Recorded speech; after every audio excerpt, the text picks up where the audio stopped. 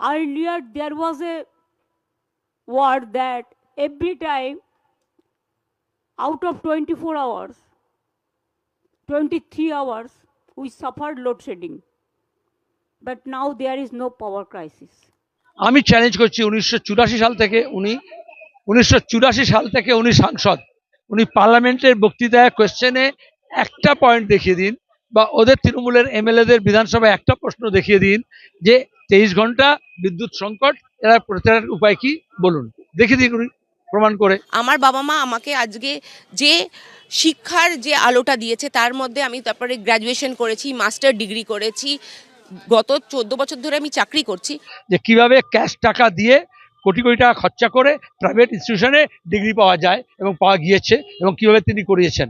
সিএসসির বিল বাড়ছে, সঞ্জীব গোয়েঙ্কা তৃণমূলকে টাকা দিচ্ছে, আর তার মেয়েকে হচ্ছে তোলা দিচ্ছে, চাকরি দিচ্ছে নাকি, আর গরিব মানুষের বিল একটা টাকা আসছে। ইনফোসিসের দ্বিতীয় ক্যাম্পাস কেন আজকে হচ্ছে, কেন গত 14 বছরে হলো না, 2011 থেকে হলো না, কেন এতক্ষণে চতুর্থ পঞ্চম হলো না। মুখ্যমন্ত্রী বলছেন ইনফোসিসের দ্বিতীয় ক্যাম্পাস উদ্বোধন করার সময় মুখ্যমন্ত্রী বলছেন আগে আমাদের রাজ্যে নাকি 23 ঘন্টা কারেন্ট থাকতো না। সত্যি বলতে পারবেন, আমার সঙ্গে রয়েছেন সিপিএম এর রাজ্য সম্পাদক মোহাম্মদ সেলিম, তার থেকে ভালো কেউ এই মুহূর্তে বলতে পারবে না আমার মনে হয়। বলছে 23 ঘন্টা কারেন্ট থাকতো না আপনাদের আমলে। আচ্ছা, তিনি যদি জেনে শুনে যদি মিথ্যে কথা বলেন, আচ্ছা কেউ যদি চোখ বুঝে অন্ধ সাজার চেষ্টা করে, তা তুমি তাকে কি বলবে? আমি চ্যালেঞ্জ করছি 1984 সাল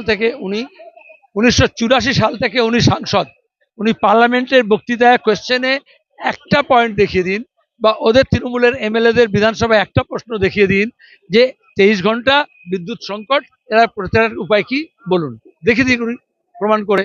আরে যখন বামফ্রন্ট সরকার এসেছিল তখন বিদ্যুৎ কারখানা ছিল না, বিদ্যুতের ঘাটতি ছিল।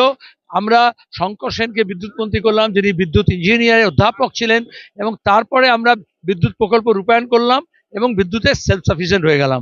মমতা ব্যানার্জি আসার পরে আর একটাও নতুন বিদ্যুৎ কারখানা হয়নি, শুধু বিদ্যুতের দাম বেড়েছে।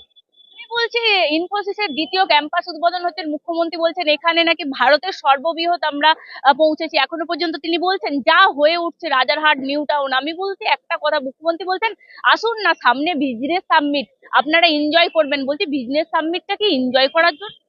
তোমরা লিখবে মেনু, কি মেনু আছে, কে কি পোশাক পরে গেছে, উনি কাকে ধমকেছেন, কাকে চমকেছেন, কাকে থ্রেট করেছেন, আর সব বিভিন্ন দেশের অ্যাম্বাসাডারকে ডেকে ডেকে বলেছেন। কিন্তু যতগুলো বিজনেস সামিট হয়েছে, একটা তিনি চ্যালেঞ্জ দিচ্ছি, যে বছরে যত টাকার বলেছেন এমউ সই হয়েছে, সেটা ইমপ্লিমেন্ট কি হলো? যত কোটি টাকার ইনভেস্টমেন্টের কথা ঘোষণা করা হয়েছে, তার কত টাকা ঘোষিত হলো, কটা নতুন কলকারখানা হলো? ইনফোসিসের দ্বিতীয় ক্যাম্পাস কেন আজকে হচ্ছে, কেন গত 14 বছরে হলো না, 2011 থেকে হলো না, কেন এতক্ষণে চতুর্থ পঞ্চম হলো না, কেন নিউ টাউন এখনো কমপ্লিট হলো না, কেন যেটা ইন্টারন্যাশনাল যেটা ফিনান্সিয়াল হাব করার কথা ছিল সেখানে কোনো ফাইন্যান্সিয়াল কাজকর্ম হচ্ছে না, কেন সেটাকে কনভেনশন সেন্টার আর মাদার তুসোর মিউজিয়াম করে দেওয়া হলো, কেন দাঁড়িয়ে প্রত্যেক জেলায় আমরা সেক্টর 5 এর মতো হচ্ছে সফটওয়্যার ডেভেলপমেন্ট পার্ক তৈরি করার কথা বলেছিলাম, সেটা কোনো জেলায় কেন হলো না, কেন আমাদের রাজ্যের ছেলে মেয়েদেরকে পুনায়, হায়দ্রাবাদে, ভুবনেশ্বরে গিয়ে, চেন্নাইতে, কোচিতে গিয়ে কাজ করতে হয়, কেন এখানে কাজের সুযোগ তৈরি হলো না? কে জবাব দেবে এটা? আমি বলছি হলেও ব্যাঙ্গালোরে যে স্যালারি পাওয়া যায় ইনফোসিসে চাকরি করে, পশ্চিমবঙ্গে তো কার্যত কুলি, আইটি কুলি পাওয়া যায়। আমি বলছি যে যে স্যালারি দেয় এই মুহূর্তে দাঁড়িয়ে পশ্চিমবঙ্গকে আইটি সেক্টর বলে ভেবেছে কুলি পাওয়া যায় এখানে। আইটি প্রথম কথা হচ্ছে আইটি সেক্টরের ডেভেলপমেন্টের জন্য যেটা দরকার সেটা হচ্ছে ইন্টারন্যাশনাল কেবল ল্যান্ডিং স্টেশন।